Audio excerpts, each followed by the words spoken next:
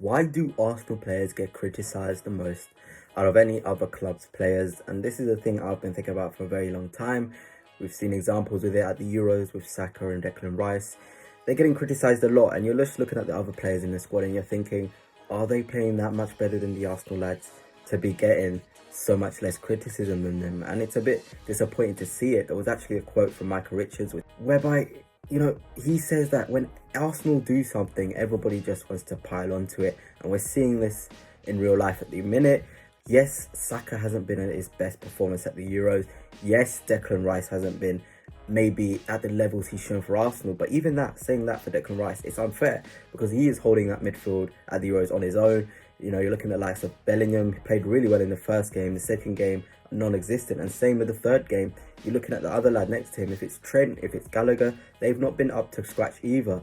Yet, the guy that's consistent, the guy that's probably our best holding midfielder, is getting the most criticism. What do they really expect from the likes of Declan Rice? He is a defensive midfielder. He's not there to create. He's not there to go forward and make something happen.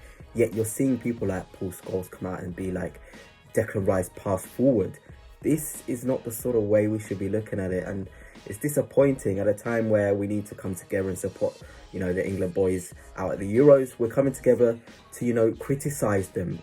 How about we look at the players that, haven't been performing at all this Euros, the likes of Foden. He's made more passes backwards to Pickford than he's made to Harry Kane up front. And that is just the reality of it. And we're still seeing Saka criticised. We're still seeing Rice criticised.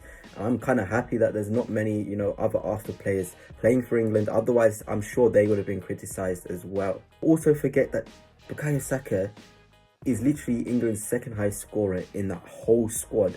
So you're looking at Bellingham, you're looking at the Palmers, who they keep on saying, let's play Palmer, let's play Palmer. Foden has never actually scored for England at a major tournament.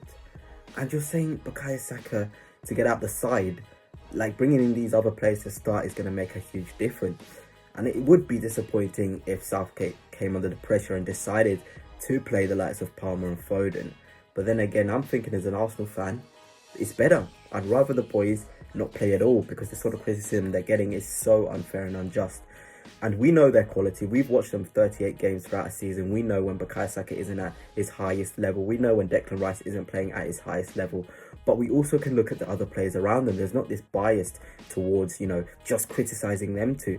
We can take the whole squad. We can look at the lineup. We can criticise Saliba as well as we can criticise Rice, as well as we can criticise Saka. And that's how football should be. But, even then, there shouldn't be any criticism at all. We should really be, telling these players to keep on going, to keep on performing, because we know the quality they have. And, I just know the quality with Saka, with Rice, they'll come through, they'll be even better.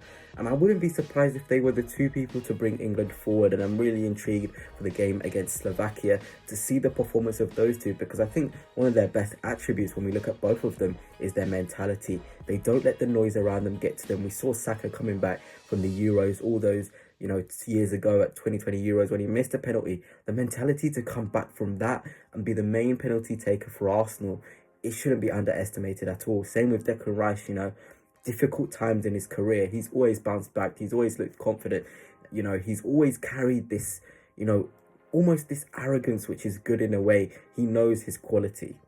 And I just want to address the Ian Wright thing about Saka should play left back. And I mean, I've seen a lot of people have overreacted with that, saying Ian Wright, banish him from the club, this, what, and the other. Let's just get it straight.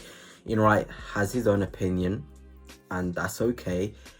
But to suggest that and then have Palmer come in, it does almost make it seem like Palmer is a better player than Saka, and that is just not correct at all. I do agree that Palmer should be in the side. He should probably play on the left wing, Saka then play on the right wing, or Saka play on the left wing, Palmer play on the right wing, and drop Foden. I think Foden's been appalling.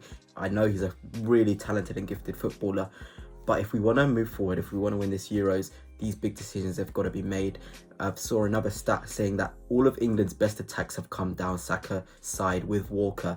They've really done the best they can, those two on that side of the pitch, and they've probably been, the only lights in the sense, in the attacking sense for England at all. We've seen Harry Kane has been really poor as well.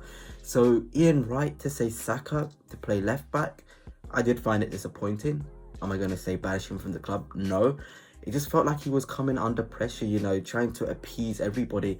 And I get this with this Arsenal legends. They don't really help us at all. We haven't really got somebody who can really give our players the confidence, you know, overrate them in a sense. We need that person to be the Arsenal, you know, lover, to show these players that we have at the club that they are the best they can be and that they are, you know, the star players. Because it just seems like everybody just wants the opportunity to bring them down, whether that be rival fans, whether that be Arsenal fans, whether that be Arsenal legends. Just seems to be no sympathy or praise towards Arsenal players when they deserve it. Let me know what your thoughts are on this whole Saka, Rice, Euros, this anger. You know, it almost seems like it's just Arsenal players in the spotlight at the minute. Even Saka, before I go on to this, he came out to say the answer is not to play me at left wing back, and he's totally right to do this. He did also say that it's up to Gareth Southgate. We know the way that Saka speaks, he's very humble, but for him to even come out and be like, don't play me at left wing back, this is not the solution, or left back, it just shows where we're at with a nation, as a country. You know, players having to come out to defend themselves and say, no, I'm not a left back, that is actually me out of position. It just speaks volumes about the sort of claims that these legends are making, that, you know, it's not comfortable with the players. They shouldn't have to be put on the spotlight and be shifted totally from what they're normally used to just to appease the nation. And I think Saka's well in his rights to say he's not a left back. Although he did start his career there, it's clear to see he's a much better right winger. Let's not get that wrong at all. But yeah, that's it for now, Gunners. Hope you've enjoyed. Tell me your thoughts on this whole situation. But until next time, peace.